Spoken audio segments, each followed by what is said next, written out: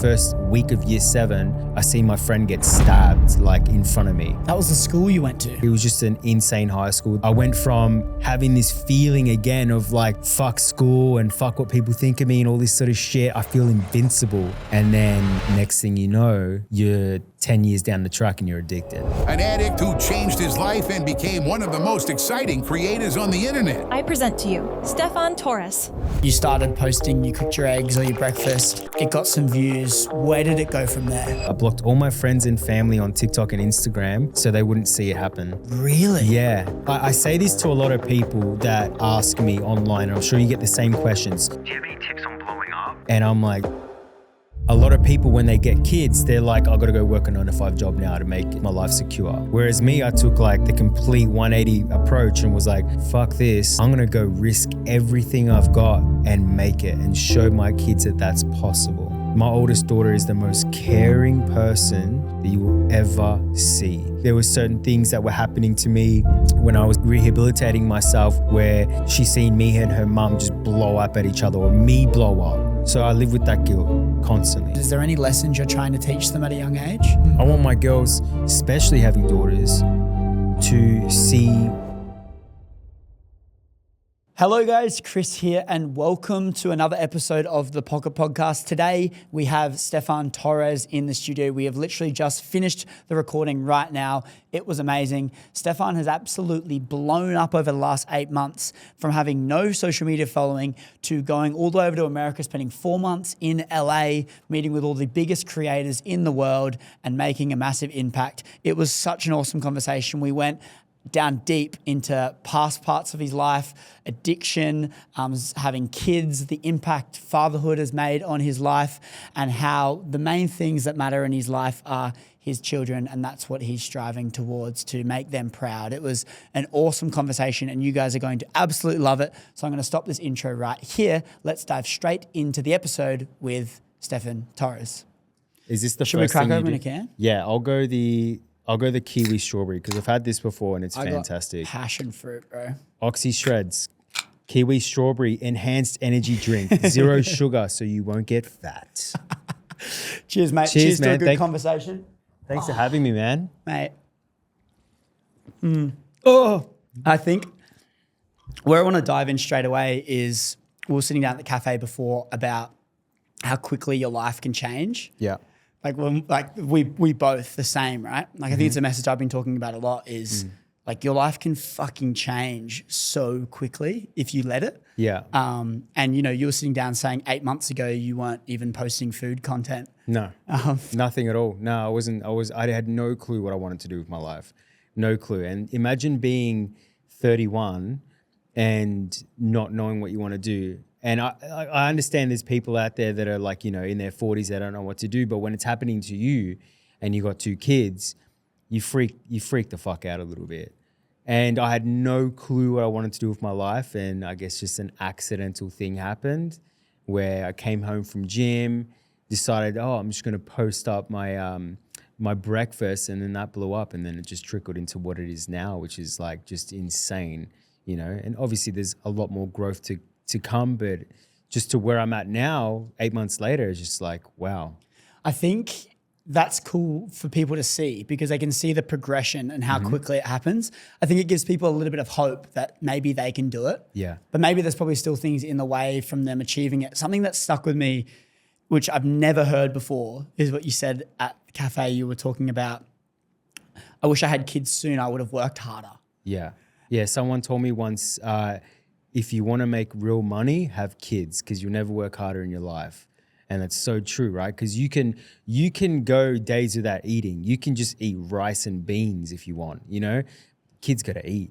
You can sleep in your car. The kid needs a cot, right? So you come up with all these different scenarios on how to make money that you've never thought of. Whereas when I didn't have kids, I was like, this is lazy as fuck. If I had a week where I had no money, I was like, all right, cool, whatever. It's a opposite to how people's default is. Yes. Like the default is, oh shit, I have kids. I need to be a bit more safe and secure. No.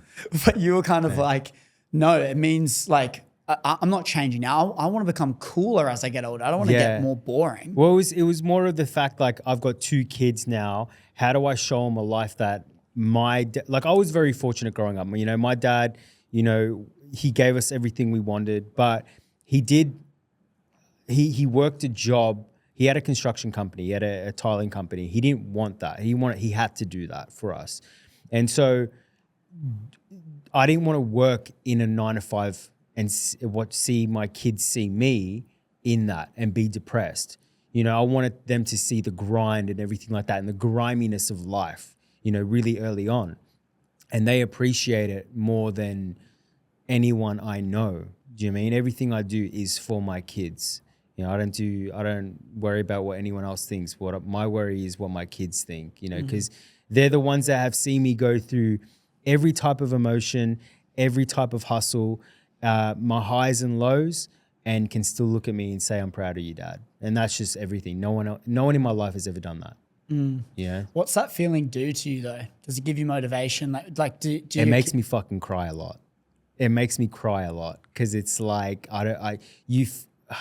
because of what I've been through in my life and the type of life I came through, I have this feeling of I don't deserve it. What did I do to deserve two beautiful girls that give me such drive? And yeah, to answer your question, it just drives me like it's a euphoric drive knowing that I have that. Well, why do you get emotional thinking about it though? I'm a really emotional person, and you don't see that on social media. On social media, you know, people see me as this person. It's like, what the fuck are we cooking today? And blah, blah. And I'm very, you know, not hard, but like very like out there. But deep down, I hold a lot of emotion. You know what I mean? And I think it's just from like what I went through growing up and stuff like that. You know, I didn't have a hard life growing up in the sense of like we were very poor or anything like that, but more so what I went through with addiction and everything like that. Like I still look back and I'm like, how did I deserve this life, or what did I do to even get to this point? It just baffles me. And let's go back there because we'll talk a lot about now and you know what you're doing now in the space and all the amazing things you're doing. But I think to give people context on who you are, can we go back to your childhood and you know, talk about, you know, where you grew up and maybe the challenges you were having as a kid? Yeah, so I grew up in Werribee in in Victoria, massive town. I didn't have a bad childhood. I had a pretty good childhood. I came up in a family of 5 boys. There was 5 brothers. Mum and dad still together and everything like that. That was really good. Home life was fantastic. I didn't have much of a relationship with my dad in the sense of an emotional relationship. He was just there, like he was just a figure there, which is fine because, you know, he was working from 5 a.m. till, you know, 10 o'clock at night, you know, trying to make ends meet for us, you know, because he came from South America in 1988 with no money and 2 kids. So I understood that. Mum was a massive figure in my life. You know, mum was the one that we always go and talk to about everything and anything. Growing up, like I said, didn't have a bad childhood, but I was very much always aware that I was always the black sheep in the family. You know, I always kind of looked around and I was always the one getting in trouble, or like I felt like I was always the one that people would point the finger to with certain things. And that's definitely played a role in my life now. And then when I went into high school, I didn't go to a very good high school. I went to a place called Galvin Park Secondary College. It's called Wyndham City College right now, Wyndham Central College right now. And it's not a good high school. I mean, I seen the first week of year 7, I seen my friend get stabbed like in front of me. And so like that, it was like seeing shit like that was just like insane to me. That was the school you went to? Mm-hmm. Yeah. It just stabbings, fights every day, just insane. Like it was just an insane high school. The years that I was there, it was just like something like you'd never seen it before. It was just really bad. And why did you get sent to that school? My parents had they had money, but they didn't have a crazy amount of money to send us to like private schools and stuff like that. So public schools were like the thing, you know? Mm. So we went there. All my brothers went there. And I went and did 8 months of year 7. I think I finished year 7 and I did like 6 months of year 8, and then I went and did homeschooling. I was getting bullied a lot year 7 and 8, and I went and did homeschooling in Geelong. Like I'd go there once a week, get my work and come back, because homeschooling back then wasn't really like a known thing. I did homeschooling for a couple of years and then went back to high school, and that's when the addiction really like started. But like it started, you know, when I was doing homeschooling, you know, going out and recreational with friends and everything like that. But the addiction like really started when I came back and was just hanging out with the worst people, I guess. Was the catalyst for the homeschooling the bullying, or what was the reason were you getting bullied? It was the quite bullying. heavily? Yeah, I was getting bullied a lot. I'd cry before school every day. I didn't want to go to school.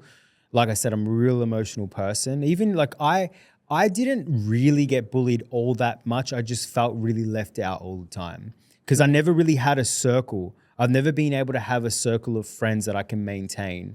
I'm like a social butterfly, you know, and I have this like thing about me where it doesn't take much to lose my trust or to, for me to just like fuck you off. Like I just don't have that patience in me.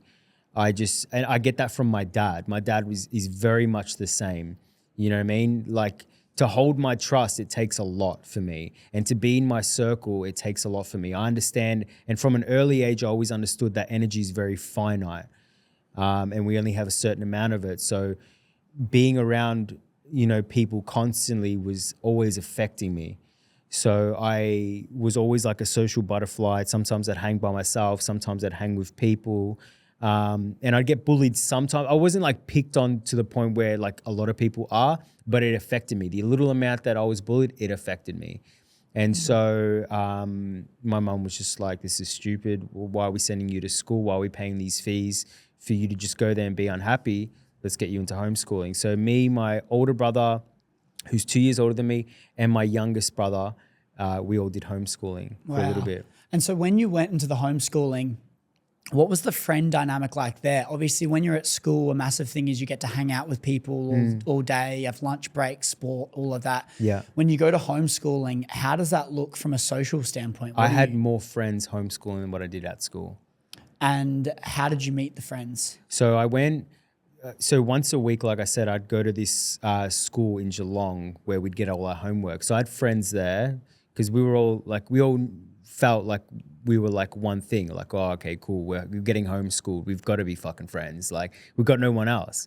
And also I was playing basketball. So, you know, I had friends in basketball and stuff. And that's where I really started to, you know, delve into everything because I'd go out with all my basketball friends and, you know, we'd do stupid shit, and that's where I really developed friends. And I used to skate as well. So I'd be at the skate park like every day. So would that have been the catalyst for when, you know, when you look at that gateway that led you down this path of partying, drugs, addiction, was the gateway to that kind of being this rebellious kid, homeschooling, meeting some people, basketball, and then kind of just one thing led to another until you I was never rebellious. That's the thing. I wouldn't say I was rebellious. Like I see rebellious kids and I'm like, that's not me.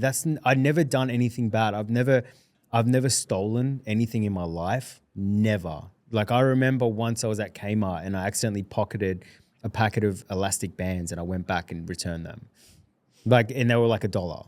Like I've never stolen anything. I've never been that rebellious kid.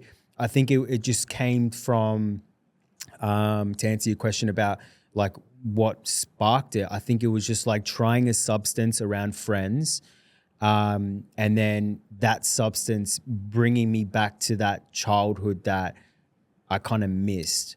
And I say this to a lot of people because a lot of people have this certain like image of drug addicts thinking that they're like the worst people or they're bad people.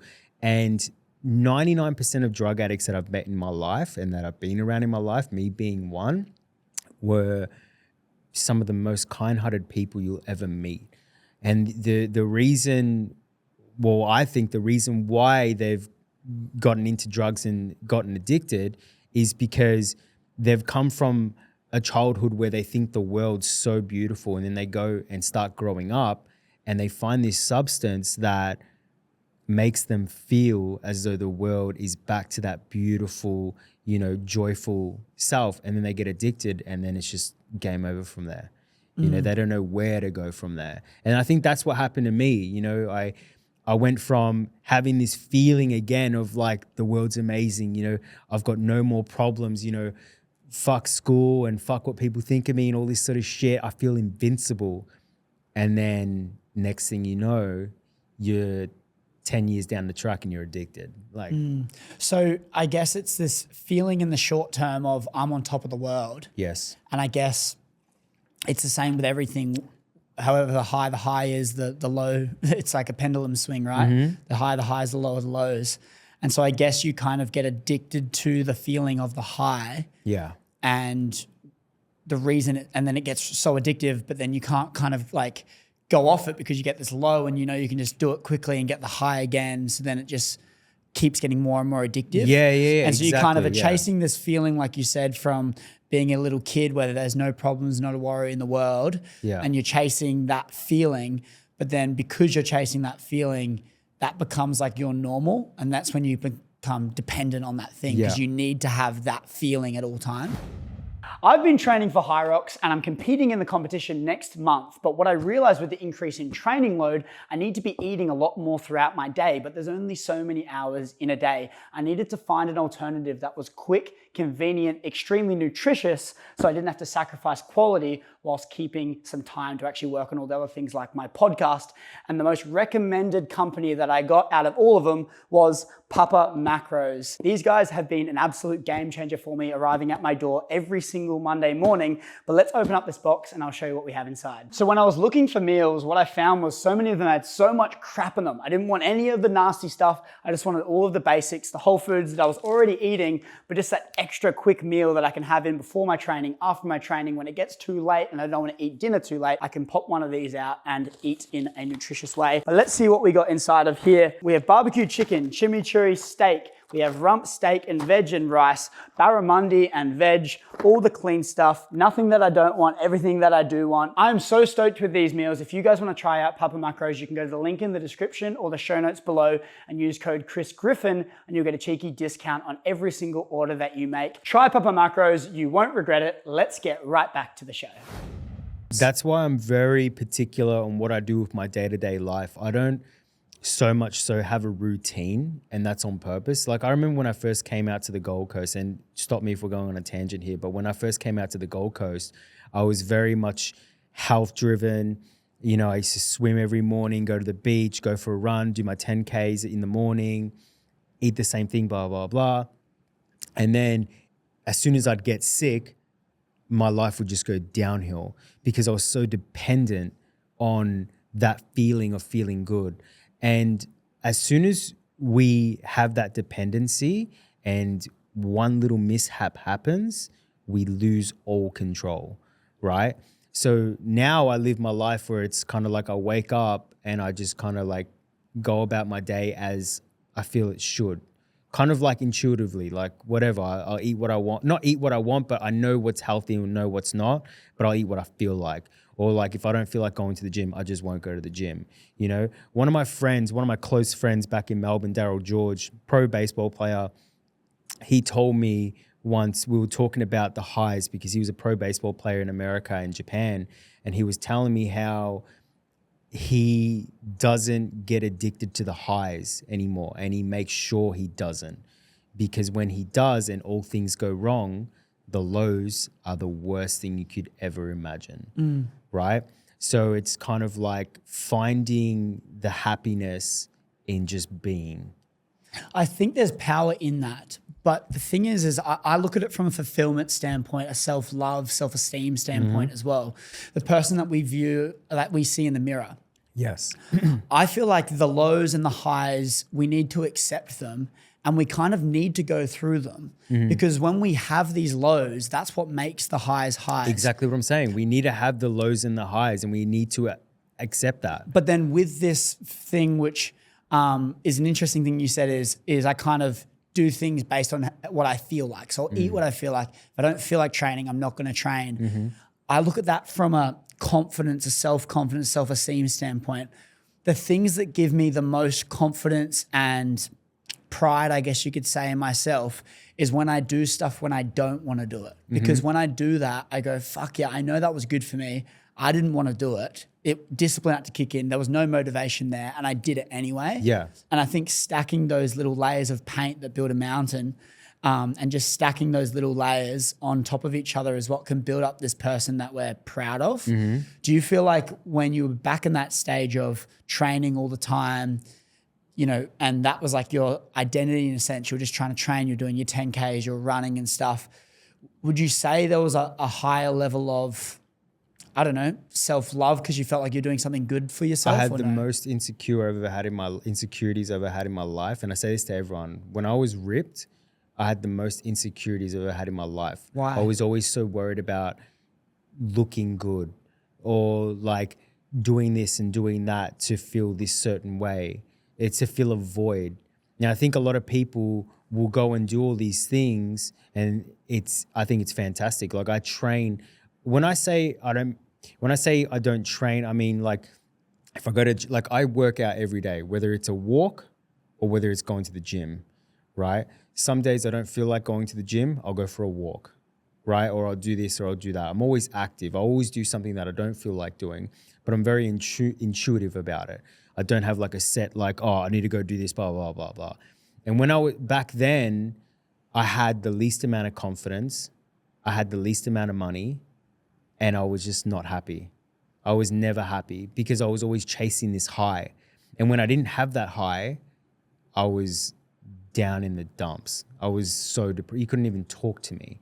Well, when I found that piece of just like being and understanding my health and everything like that, that's when everything kind of started to change for me. I was like, okay, I'm more accepting now, right? I know what I have to do, but I'm not chasing that high anymore. It's like people that chase that money and it's just like they get it and they're not happy. Or when you're chasing followers, and I guarantee you felt the same way when you first started growing on Instagram or TikTok, you're chasing those numbers and then you get them. How did you feel after your first 1 million views? You felt like shit. It's the worst feeling ever because you get that and you're like, tomorrow you only get 5,000 views and it's like, whoa.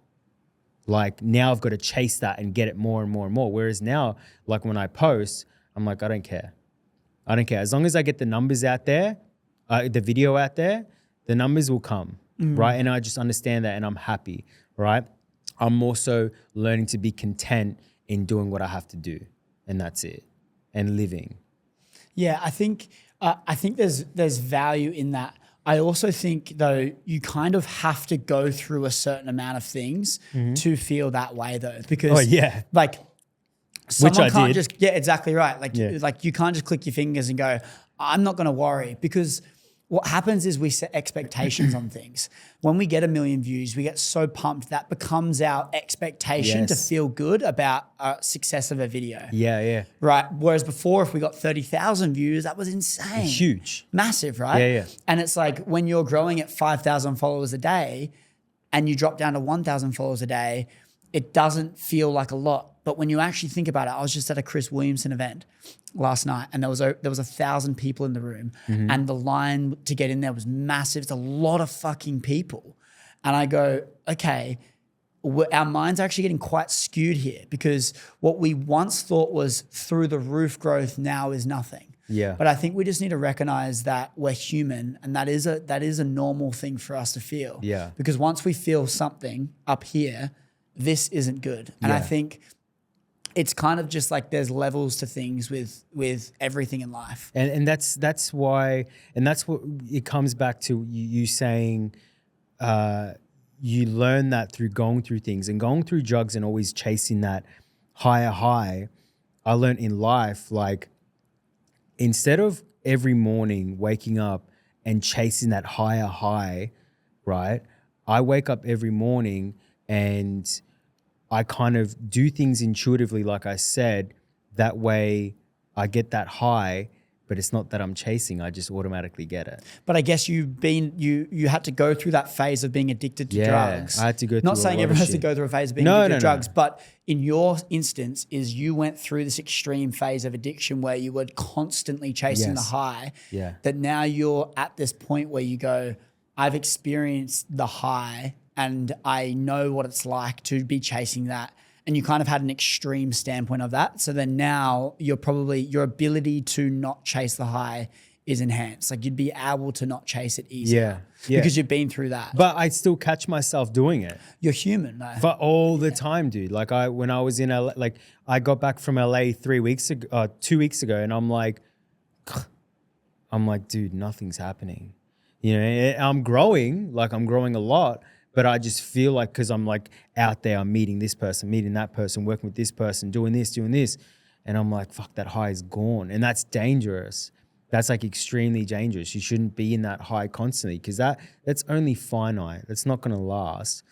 And so, yeah, like you said, I've had to go through these extremities of situations in my life. Fortunately, I never say unfortunately. I always say fortunately it happened to get me to this point. But let's talk about environment because obviously you've spent a bit of time in the States. You know how they're operating over there and things. But I want to strip it right back to, like, you mentioned that friends, it's been a hard thing to kind of keep this tight-knit group of friends in your life because you've kind of been hopping around a little bit. Did you find that obviously being in that town, which is quite dodgy growing up, like, are you still friends with people from back then? No. Not at all? Oh, I've got one friend that I've stuck by since I was like 13. And we talk maybe every 3 months, but when we talk, it's like nothing, no time has passed.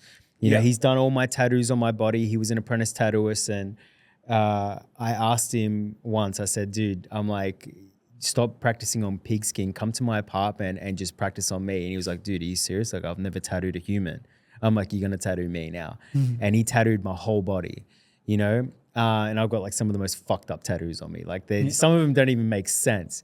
But it's like this guy I've been friends with for so long. We've been through drugs together, everything together, and we still maintain that friendship.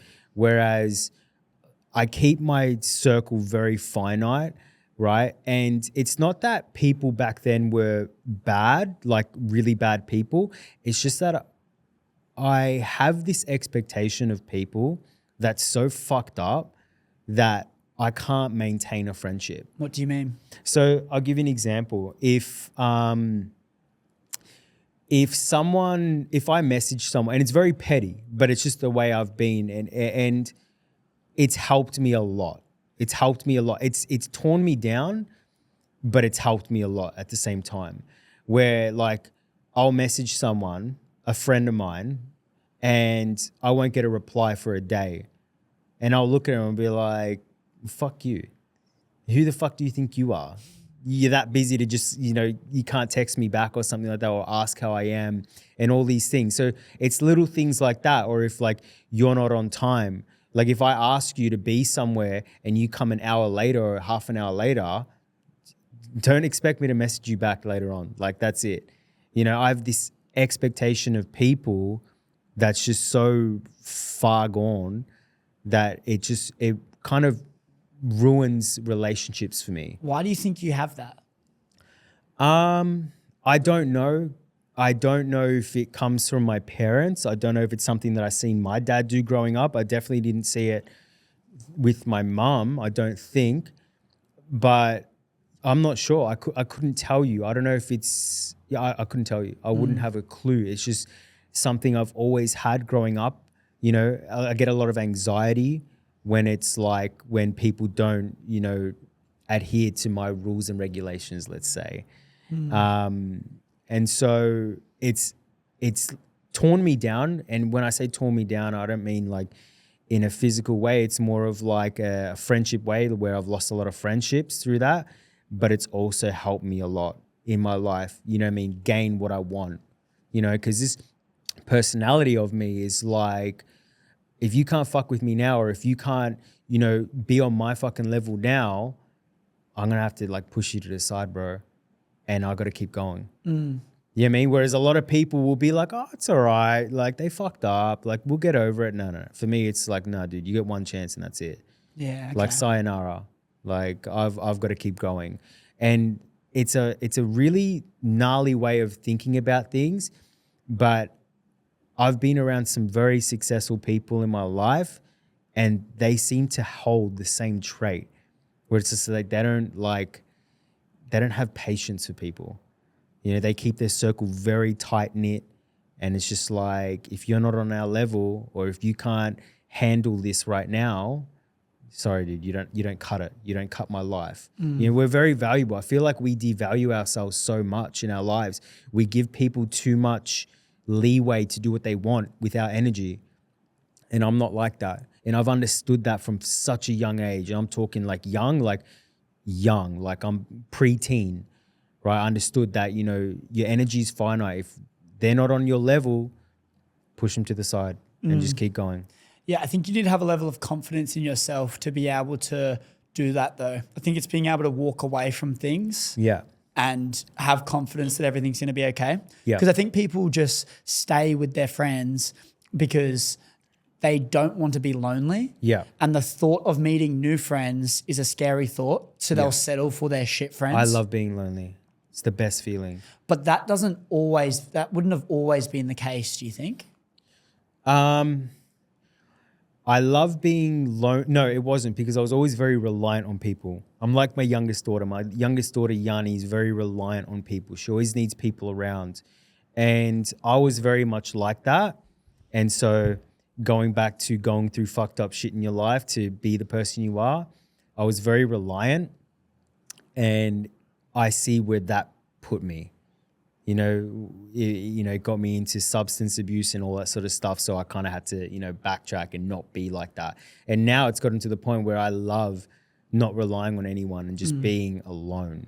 Yeah, I think I relate to that as well. Whereas I was so dependent on people and then I all of a sudden just started putting what the catalyst was COVID happened and I was forced to be alone and I didn't have any friends or anything really. And I just had to spend all this time by myself. And you develop this comfort in the solitude and it becomes kind of like your safe space in a sense. It's faith, bro. You just have faith in what's happening and yourself, dude. Like I'm not religious or anything like that, but it's just like you hold this faith within you and it's just like, you're all good. Whereas you needed other people to tell you that before. Well, me anyway. I was like, I need people to tell me that everything's going to be all good. And now I'm just like, it's all good. I'm all good, dude. But also when you go through enough shit, that's where that confidence comes from that it's all going to be all good because you've made it out the other side time and time again. Yeah. So you're like, I'm going to make it out. We'll talk about this environment piece a little bit more, but I think let's go back to when you first started blowing up on social media. I mean, obviously you had your couple stuff beforehand, but let's talk about the you started posting, you cooked your eggs or your breakfast. It got some views. Where did it go from there? It kept doing the exact same thing for 6 months. You know how boring the grind is. It's like the most unflattering fucking grind on earth. Exact same videos every day, nonstop until I found this little niche of, you've got a saying now. Like, oh, that's your thing. Like, keep going, boom, boom, boom. Keep doing that every day. And it was just that and growing and boring shit that we have to do to get to this point now. But that's what it was like, I think everyone, I say this to a lot of people that ask me online, and I'm sure you get the same questions. Do you have any tips on blowing up? And I'm like, dude, if I went back, or if right now I was looking at my 8 month ago self right now, sitting on the couch, and I told him exactly what it took to get to this point, 1000% he wouldn't do it. He'd be like, fuck that. And I think you have to have a level of naive and delusion and fucking you have to be so delusional in your head to understand that it's going to work when you have 100 followers and you're getting 50 views on your videos and you have this delusion of I'm that. And then it happens and it's just like, wow. And I guess there's so much more to that at that state too, because you're starting to question like everyone else is going to see me do this and it's failing, and you're going, oh, it's getting 2 views. The only shares are people into group chats talking shit. I blocked my whole family. I blocked my whole family and all my friends. I blocked all my friends and family on TikTok and Instagram so they wouldn't see it happen. Really? Yeah. I was so like, I didn't want them to see me fail and shit. And I was like, no. And I only just unblocked my family probably like before I went to LA, like 5 months ago, when I already had over 100,000 followers. Because I was so embarrassed by it. Why? I don't know. I think it's just like, it's probably like got something to do with like embarrassment of failure, which now I don't give a shit. Like after I've failed a bunch of times now, it's just like, whatever, it's a part of life. You're going to fucking fail. But it would have something to do with that. Like I'm just embarrassed. I was just embarrassed to fail. And a lot of people are so like egotistic to admit that. And it's just like, I don't give a fuck, dude. Like I was embarrassed to fucking fail. Like, and that's why I blocked everyone. And I wasn't shy about it. Yeah, and people still knew what I was doing, but they could never see my shit.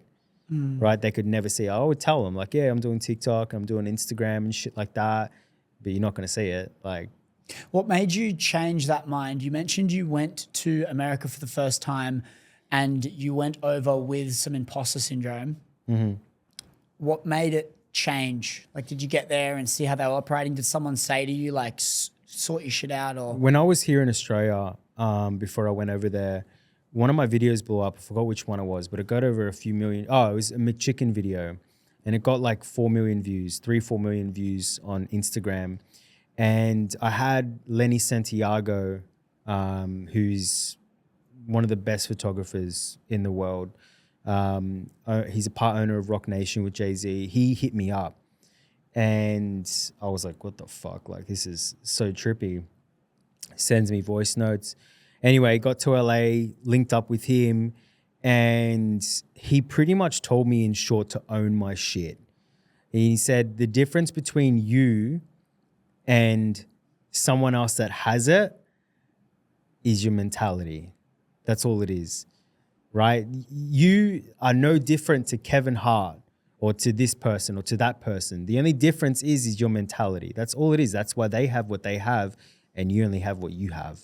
Right. And I went over there and I was just like, you know, when he would introduce me to people, he would say, this is Stefan. He's the biggest, you know, food creator coming out of Australia. And I was just like I remember he introduced me to the owner of Lucali, Mark.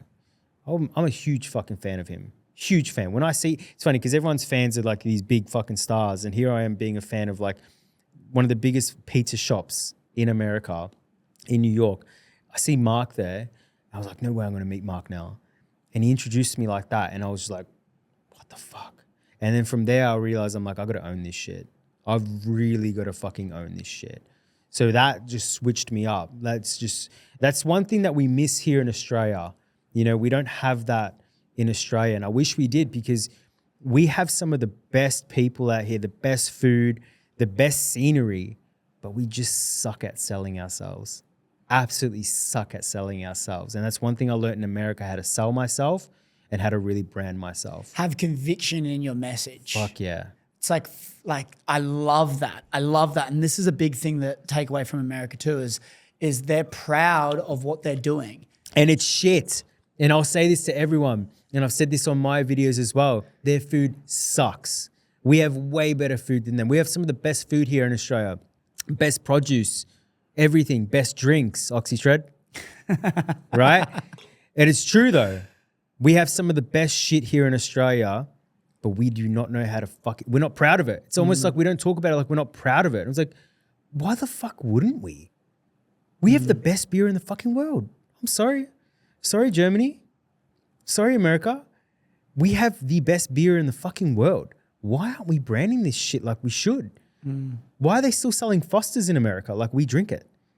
Do you know what I mean? Like, do you get what I'm saying? That's one thing I learned over there. And it's, I love going there to learn that and come back with a fresh mindset of it or how to brand myself and how to just be bigger and better. And I want to bring that here. I want people to and you'd understand yourself. You get shut down so much here, you know, being a creator or whatever. People think it's not a real job. people think they laugh at you and they're like, yeah, you know, you're promoting shit. Who the fuck are you? Blah, blah. And it's My like, siblings still say that. yeah. What are they doing for work? Not Yeah. to shut them down, but I'm sorry, bro. Yeah, exactly right. And I think honestly, it's just the answer to this is not trying to fix the whole country. And I think it's a hard thing to do, right? And so this is the thing I've been pondering on is you go, do you try and play your part for Australia and build awareness to encourage people to be proud of what they're doing and actually give things a red hot crack? Or do you be selfish, move to America and just do it yourself? And it's this constant thought of like, how do you play this? Because you kind of want to play your role because Australia is so great. But at the same time, you go, you can't expect to try and fix everyone because it's pretty bad. It's actually really bad here. And I think it's just that the default in America is to have pride. It's like, it's patriotic, right? It's like people are proud of their country. Yeah. Whereas here, you don't see any of that. You need to fix yourself before you think of moving somewhere else and think that that's going to fix the issue, because you're the issue that it's still happening. And when you move to America, the first people you're going to hang around with might not have that, but slowly your ego will trickle into that lifestyle. And then you'll realize 6 months or a year in that everyone around you has tall poppy syndrome. So it's like Michael Jackson said it the best, I'm looking at the man in the mirror, right? So you need to change yourself, right? Before thinking of like, I got to move for that to change around me. Well, I think that's 100%. Like you need to, it's just like the build a beautiful garden so the butterflies come to you concept. Yeah. It's going like, there's no point spending all this time chasing butterflies. Yeah. Like build the beautiful garden so they come to you. Yeah. And I think maybe there are so many people out there that are just looking for a quick fix. Once I move here, I can do this. Once I find this girl of my dreams, I can live this life. When I can earn this amount of money, I can start doing these things. Yeah. But no, you actually just need to be the person yourself. Be proud of that person that looks back at you in the mirror.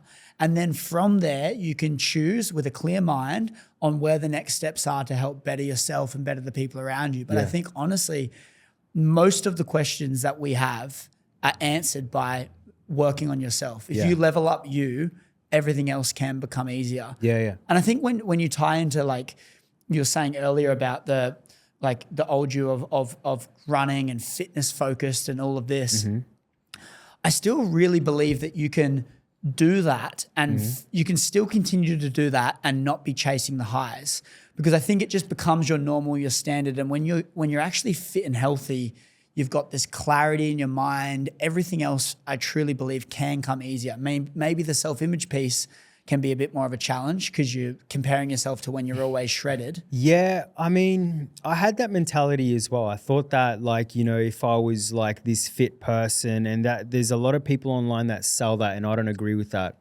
entirely. There's a lot of people that sell this whole fit, you fit, you're going to live a better life and all this shit and blah, blah. You might live, it depends what your goals are, right?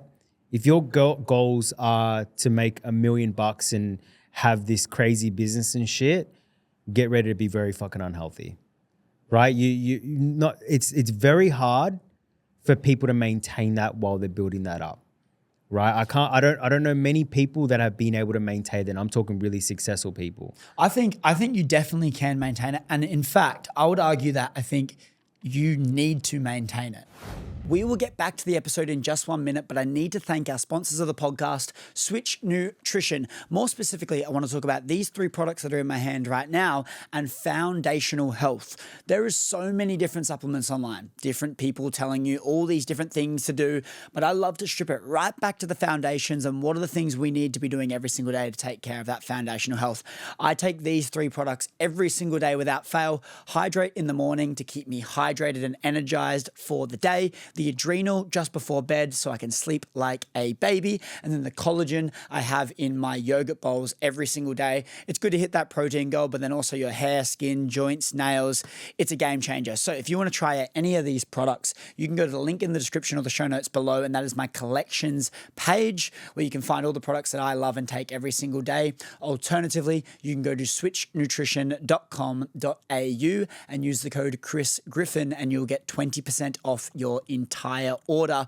Once again, hit the link in the show notes or the description below or go to switchnutrition.com.au to get 20% off your entire order if you use code Chris Griffin. I'm going to shut up. Let's get back to the episode. What is the things that actually matter in life? The money isn't the thing that matters. Exactly, of course. And you said before, you said I would be doing this training, then I'd get sick and my whole identity would be, and it'd be ruined.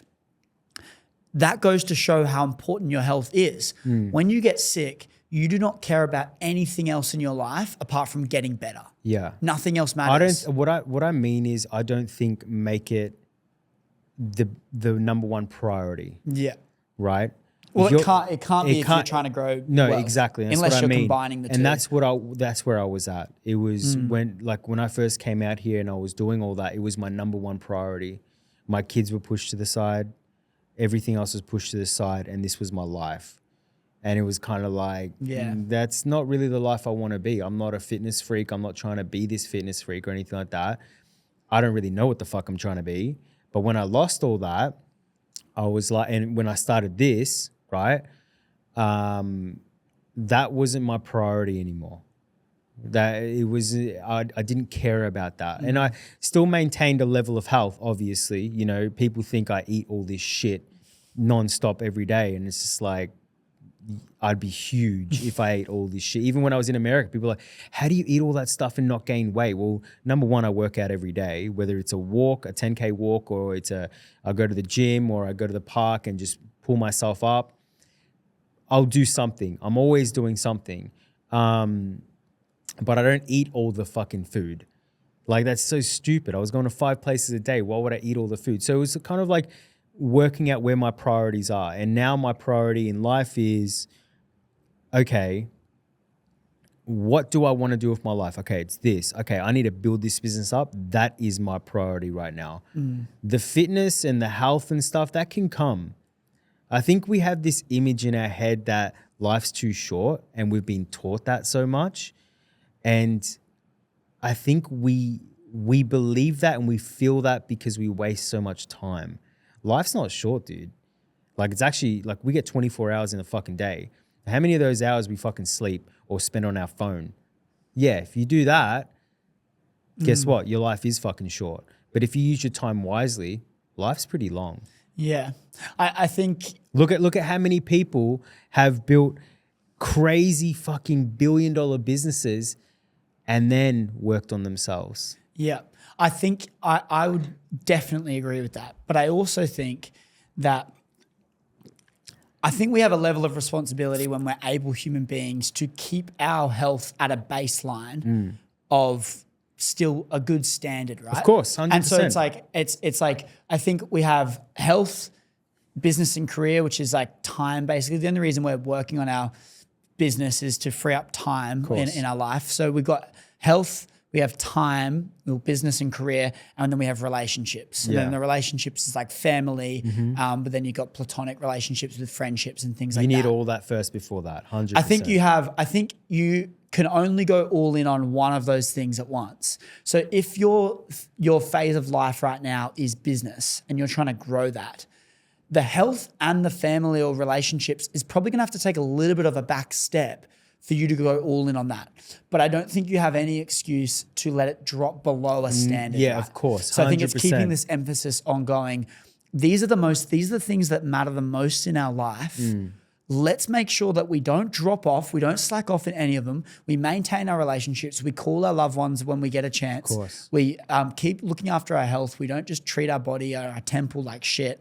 But if we're going all in on business, we know that we can't train for 4 hours every fucking day. Of course, because we got to work, right? Yeah. And so I think just understanding those baselines need to be met, I think, because they're the things that actually matter. How are you maintaining it? Because I've seen you maintain it and I'm like, you're building this business, this brand, Are you still finding yourself maintaining it as you were when you weren't building this business? More.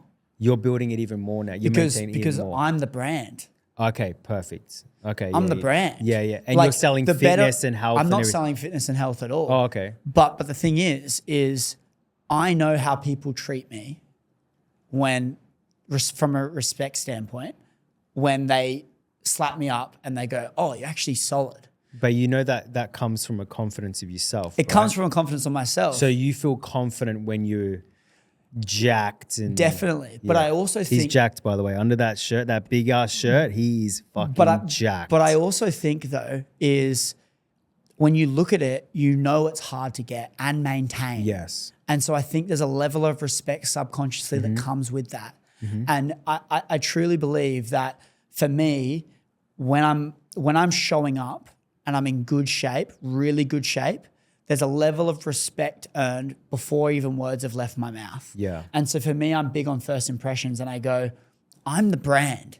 If the way I make my money and the way and the impact I'm trying to make is people, if I'm getting seen by millions of people online every week, I want to be in the best shape possible because I'm setting an example.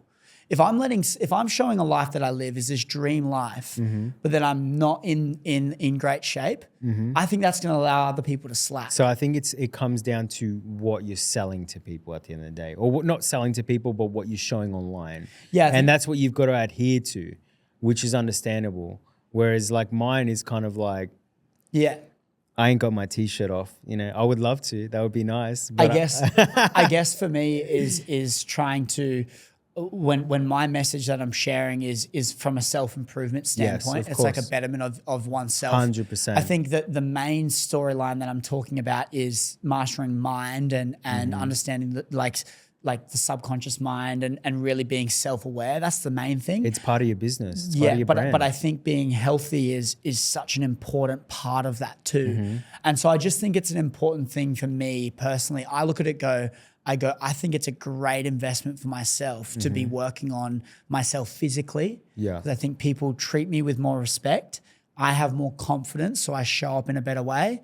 And look, yeah, you might be right. Like maybe because I've got into this good shape, I don't feel confident if I'm not in that shape. Whereas if I wasn't there in the first place, I might still gain confidence. Like you see people that are quite overweight, but they're really funny or something. They've still got this confidence and aura about them. So it's not like you need to be fit and healthy to have confidence. I think because I went through that stage of like insane health and fitness, right now the level where I've dropped back to is still more than what the regular person would think. Like do you get what I'm saying? Like the regular still a person great wouldn't level. Exactly. I think the regular person wouldn't think and wake up in the morning and say, I got to go for a walk. Or I've got to go for a swim, or I got to go to the gym, right? For me, it's just like I want to. Yeah. I never say I got to. I say I want to. Like I love to. yeah. I get to. Exactly right. And even like my level of health, like people think I eat all this shit all day, and it's like I've got my set meals that I eat every week, and it's like I get to choose which one I want to eat, and they're all healthy. You know what I mean? Like they're all relatively healthy. I don't sit down eating burgers all day. So when I say like I drop back, it's kind of like, but it's still at a level where like. Yeah, it's just that baseline. I think we just recognize that, which is really cool. I want to just change the topic just a little bit. Yes. And I want to talk about fatherhood and having kids. I think it's such an awesome thing when I speak with high achievers and how much of a impact and how much it changed their life, kind of just like having these kids there. What has becoming a father done to you? Becoming a father has given me the craziest perspective on life. Like it's made me stop worrying about such things that aren't important and made me focus on things that really matter, like time, right? And I think when I had kids, for me anyway, it was important for me to start developing myself and not downgrading myself. Like when I was explaining to you at the cafe how a lot of people, when they get kids, they're like, I've got to go work a 9-to-5 job now to make it, make my life secure. Whereas me, I took like the complete 180 approach and was like, fuck this. Like, I'm going to go risk everything I've got and make it and show my kids that that's possible, right? Because like I said to you before, like my kids are everything to me, and I want to make sure that I can provide a life to them that they could never imagine. So that's the different perspective that it gave me on life in general. It's pretty profound thinking in that lens. It's probably one of the first times I've heard it in that way. Yeah. Where they've gone, I've had kids, I'm doing the opposite of safety mode. Yeah. Because most people, you hear them speak and they go, oh, I've got kids now and I can't do this. I can't take these risks. It's because they give you a level of, you can do anything, Dad. You can do anything you want. They're so fucking proud. Like I said to you before, my kids are the only people on earth that have seen me go through besides my mum, that have seen me go through every fucking emotion you could imagine. They've seen me go through everything in my life right now. In the past 6 years from when I had my first, she's seen me grow up, right? She's seen me do everything you could ever imagine and still look at me in the eyes and say, Daddy, you can do it. Daddy, you've got what it takes, or I'm proud of you, Dad. That is why, and I start choking up when I talk about it, because that's why I do what I do. And that's why I have this mentality now of knowing that I can do anything. It's because of my daughters. That's it. That's pretty much it. And you said they've experienced everything. Have you just always been very open to showing them every emotion on earth? Yeah. And a lot of dads will you say, you know, you don't show your daughter this, or you don't show your daughters this, or your son this, or your son that. I don't think that's right, because that's what my dad did with me. And I grew up with this mentality of like, I can't show people this, and you hold everything in. And then you kind of don't let everything out and just free yourself. Your kids are your best fucking friends. They're your family. They're an extension of you, right? They go through everything with you, and you expect them, when they're going through everything, when they're older, to share everything with you. How will they share everything with you if you haven't shared anything with them? That's why we're seeing a generation of kids now where they're going behind their parents' backs and doing drugs and doing this and doing that, and, you know, feeling a certain type of way and committing suicide because they don't want to talk to even their mum or dad. That's not the life I want with my girls.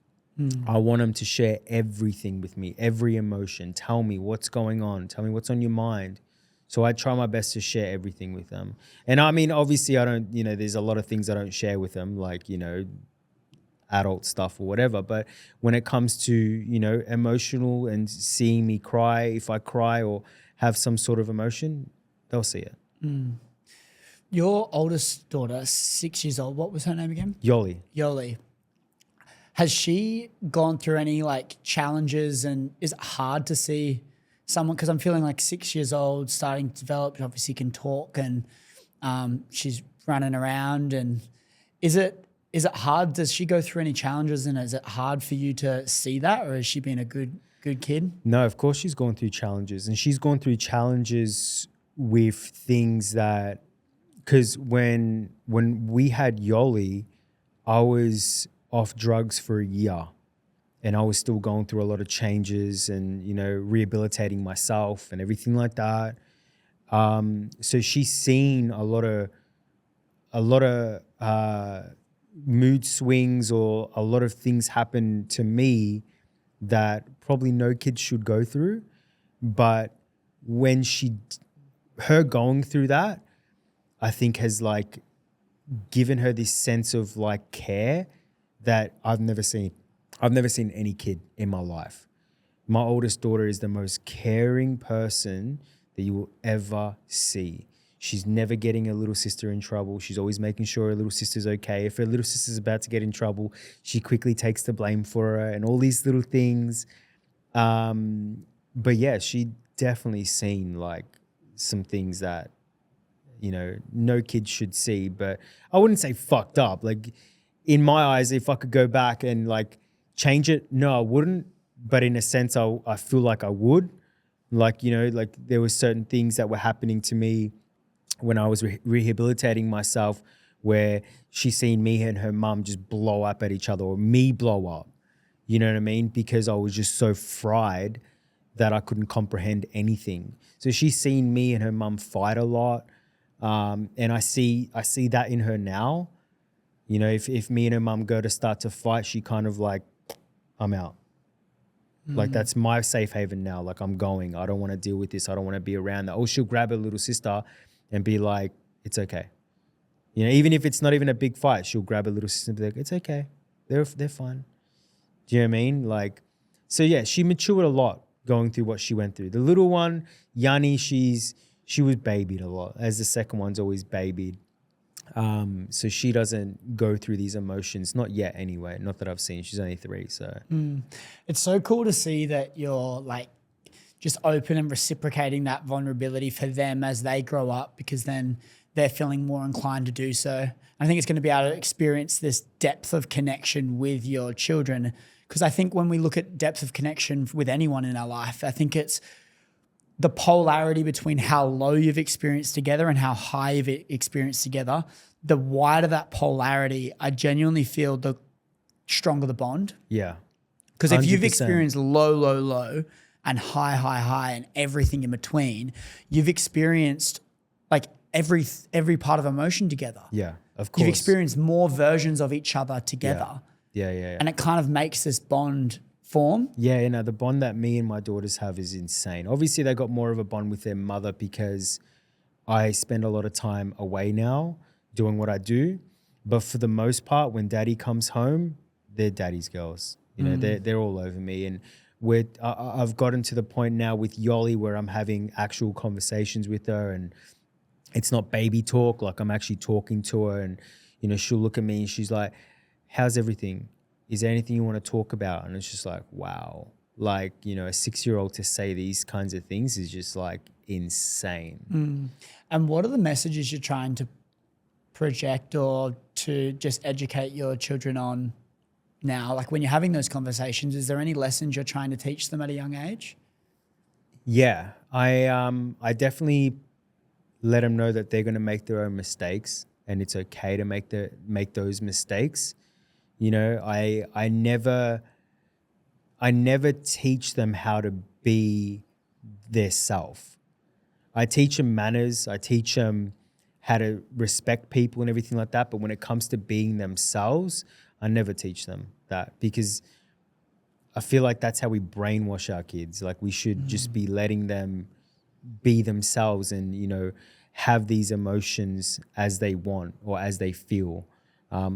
Then said, I'm a very hard parent. Like I'm a very old school parent. I don't believe in any of this soft parenting shit. I don't think that helps anyone. There's not enough data out there telling us that it affects kids if we do this or do that, when we've only been, researching this for such a short period of time. It's like, for me, I seen what my parents were like for me, with me, right? And it's like, I want to bring that certain things to my kids, because I see little kids running around now, my daughter's age, they won't say hi to, the adults, or they won't say hi to anyone. They're running around fucking everything up. And then you see my daughter, and she's respectful. She'll say hello to you, how are you? And she'll sit there and she'll make sure everything's neat around her and everything like that. And I think that's important. We have to show our kids that sort of shit. Another thing that I teach my kids is how to communicate with people. And the way I do that, so I'm a massive believer in fuck stranger danger. I don't believe in that shit. I don't think stranger danger helps anyone, because we're not teaching our kids how to gauge who's a good or who's a bad person themselves. We're telling them. Who the fuck are we to know that? We're just as naive as them. We're living our life first as well, right? So with my kids, I make sure when I'm out, I tell them, say hi to that person. And people think I'm crazy. People are like, oh, how could you make them say hi to that person? You don't even know who it is. They'll work it out. They're not dumb.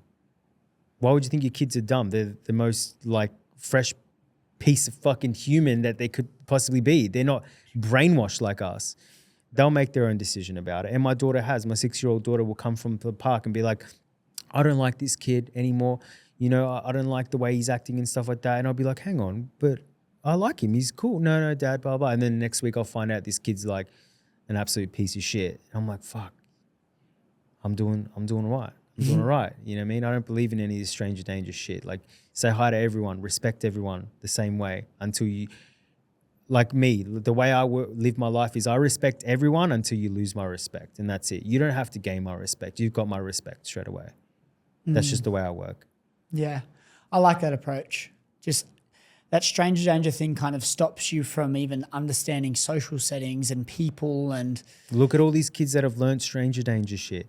They don't know how to communicate with people because their whole life they've been shadowed away. Oh, don't talk to this person. Okay, I won't talk to him. But you know what I mean? Like, it's not how you bring up a kid. And I think most people are actually good people when you actually think about it. Like, for the most part. Yeah. Like when you say stranger danger, that's basically saying, okay, you've got people that you know now, and I don't want you to know anyone else but that. Yeah. So don't speak to them. Yeah, exactly. It may be if you're in a controlled environment in school or something, and then you can have a speak to some other people. But on the street, no.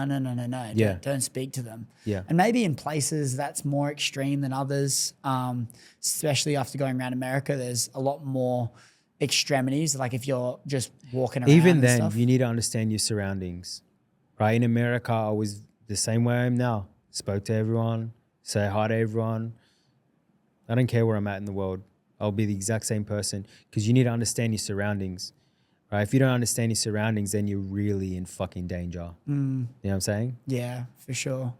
And just before we wrap up the show, I want to kind of fast forward it to now, because you've gone through this bit of a phase of the last 8 months of like quite life-changing. Correct me if I'm wrong. Like it's kind of gone on this trajectory which is just completely different to where you were. Yeah. From being someone that was quite lost, didn't know what the fuck to do. Were you with your partner at the time 8 months ago? No. So we parted over 2 years ago, or 2 years ago and a bit over. Yeah. Yeah. So you're kind of in this state where you didn't really know what to do. You're kind of just throwing a bunch of shit at the wall and seeing what stuck. And then this food content seemed to be the thing that blew up. Yeah. And then fast forward to now, you're traveling around America, you're meeting some really famous big names, and your whole life's kind of changed.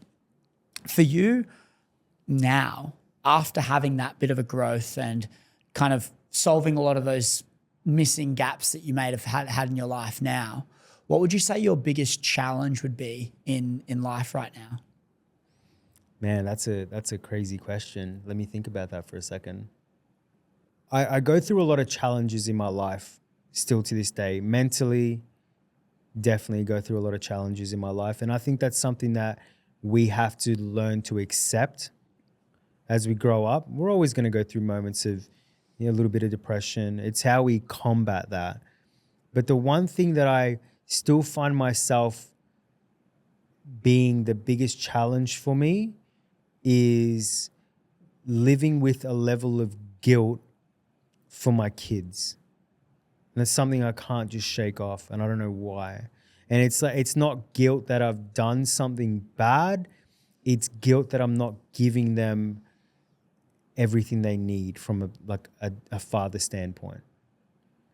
I think when you become a parent, everything else kind of like is moved to the side, and that's like your main focus. And right now I'm trying to build this empire, but also trying to maintain my empire. Do you know what I'm saying? And that guilt comes from, okay, I can't give you all the time in the world now. I got to build this. But I'm also trying to show them that this is how you build an empire. Do you get what I'm saying? So it's kind of like, it's a catch-22. It's the most fucked up feeling, but I got to do it. So it's just a feeling of not being enough of a dad for them in the short term? Yeah, not being present. I was away for 4 months this year, away from them, right? They get over talking to you on the fucking phone. They're like, okay, I want to see you now. And so I never felt guilt like that in my life. Not being with their mum is another level of guilt that I tend to live with as well, which is not something that I want to fix, because me and their mum have the best relationship now, in the sense of we co-parent and we're the best of co-parents, and I love it, and I'm with someone else that I love dearly right now.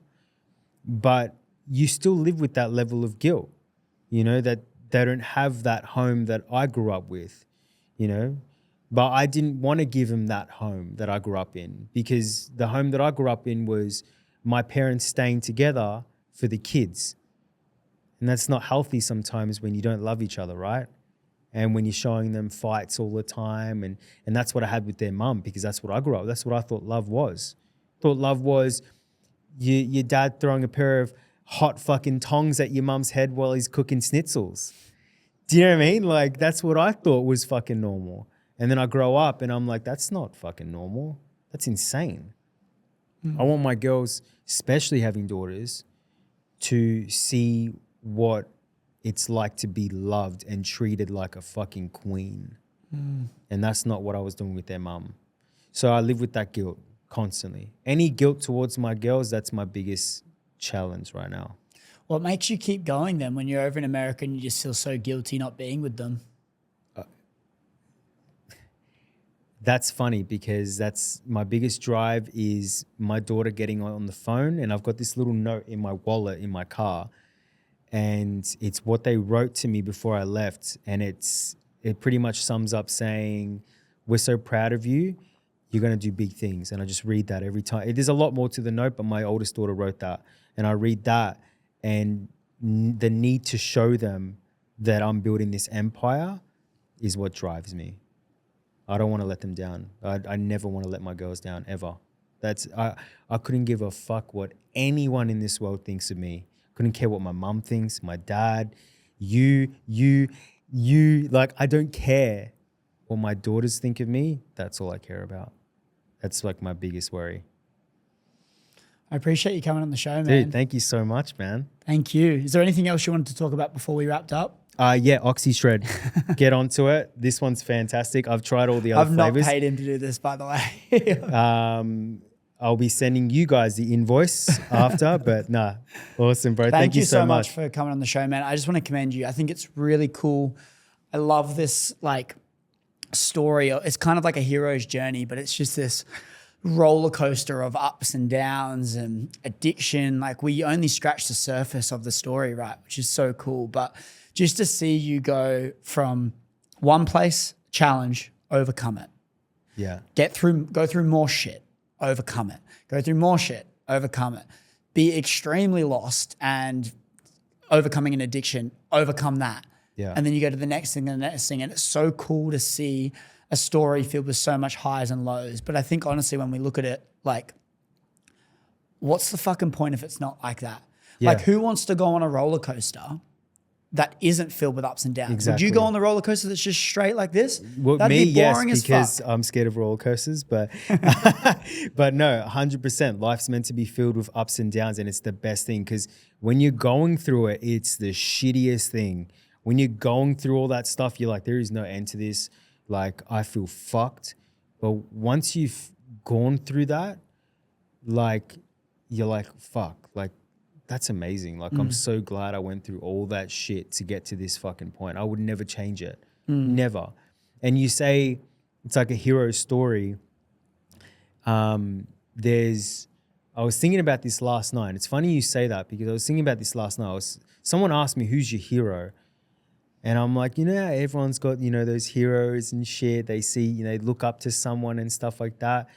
And I watched a thing on, I forgot who the actor is, but Matthew McConaughey. Yeah, and he says that his hero is him 10 years ahead or something, or 15 years ahead. I'm like, that's me. I look up to myself 10 years and 10 years, and yeah, that's what keeps I think me. it's the coolest thing. That speech is one of the all-time greats. And he's like, yeah, it's me in 10 years. And I think, honestly, the most valuable thing we can obtain in our life is character. It's not about the destination we get to. It's not about the journey that we're doing on the way. It's the character that we build on the way. And so when we understand that the main way we gain character is going through shit, the more shit we go through, the more character we gain, the better of a person we become. We call it street cred. Street cred. Roll with that. And I think when we can live under that lens, we can go through the hard times easier. When we can go through the hard times easier, we're more willing to take risks, which could put us in a hard time. But the risks is where we grow. So thank you so much for coming on the show, Thank you man. very much for having me, man. I really appreciate it. And if you guys have made it to the end, I'm going to leave all of Stefan's stuff in the show notes and the description below so you can go check it out for yourself. He's a legend. He's doing amazing things. And yeah, go give him a follow and check out all of his stuff and buy his cookbooks and all the amazing things. But Thank you, brother. if you've made it to the end and you really enjoyed this show, please leave us a 5-star review on Spotify or Apple Podcasts. It helps the show grow and it helps us keep getting amazing guests just like Stefan back on the show so we can keep on growing together. I'm going to sign out for this week, but I will see you next week.